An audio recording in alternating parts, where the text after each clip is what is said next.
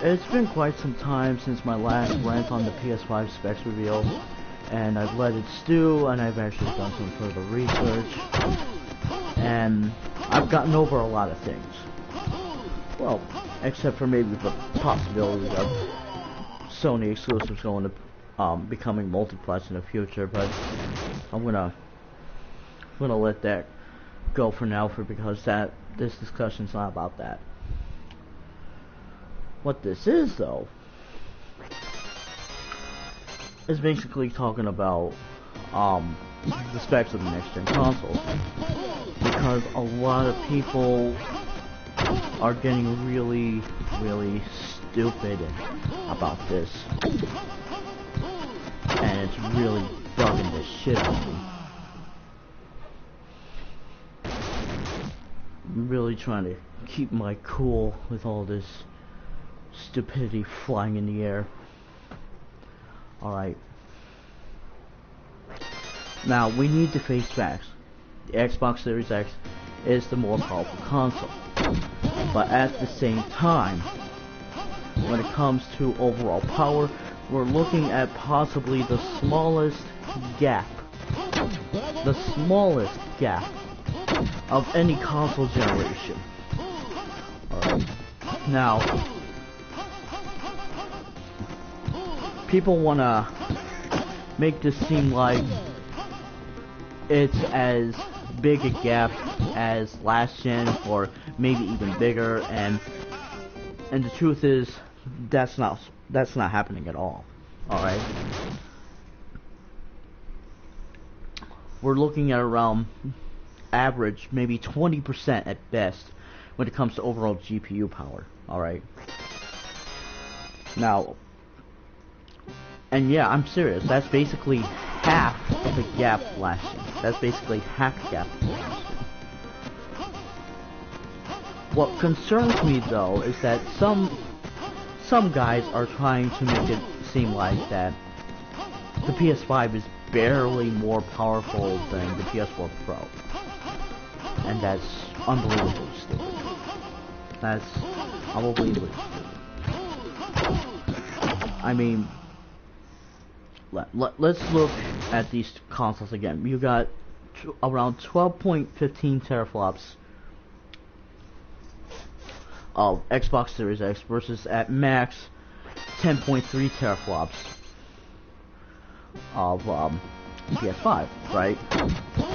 That's what, 18 to 20% at highest. That's 18 to 20% gap in favor of Xbox Series X. That's from half of the gap of last gen, and I'm talking about both base PS4 versus Xbox One, and Xbox One X versus PS4 Pro. Yeah,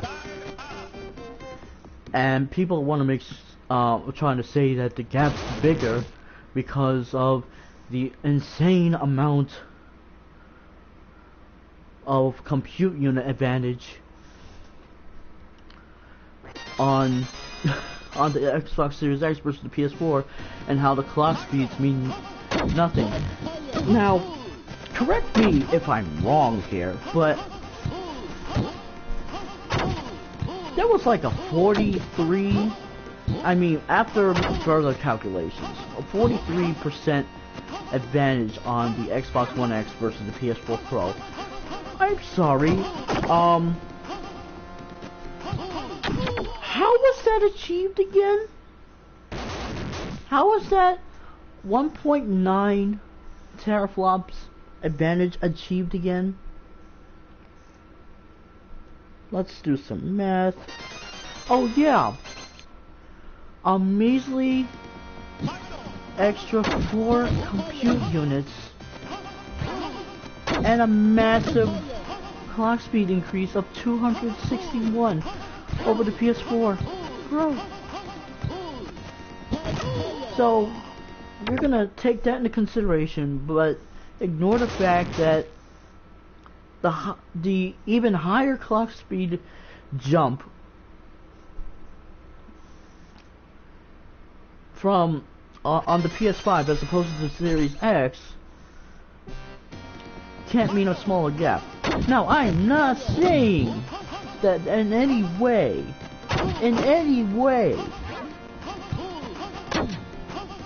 that the PS5 is going to have any kind of raw power advantage over the Series X. What I am saying, though, is that its balance is going to just shorten the gap even lower than any other gen, and the only differences we're going to see are lower resolution. And how much lower? We're just going to be looking at around maybe 1800p versus full 2160p 4K. And you gotta remember that 43% didn't always lead to pristine results with a clear advantage on the Xbox Series X all the time.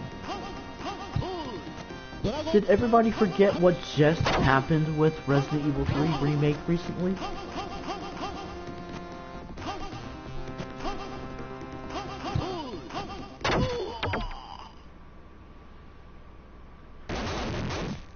More power doesn't matter without knowing how to utilize that power.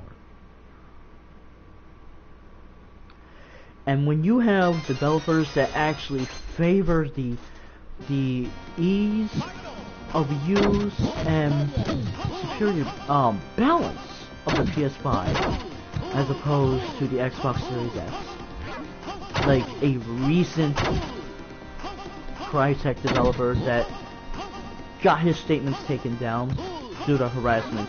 No, he did not retract his statements. Ali Salehi did not retract anything. His statements got taken down due to abuse. Alright. People didn't like what he said, and they took him to task to it. They took him to task for it. And that's disgusting.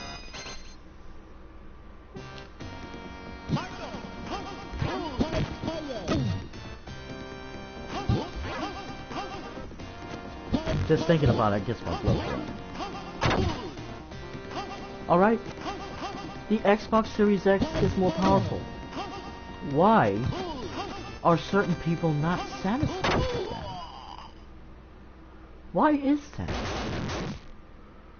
You're going to have the better looking games. Move on.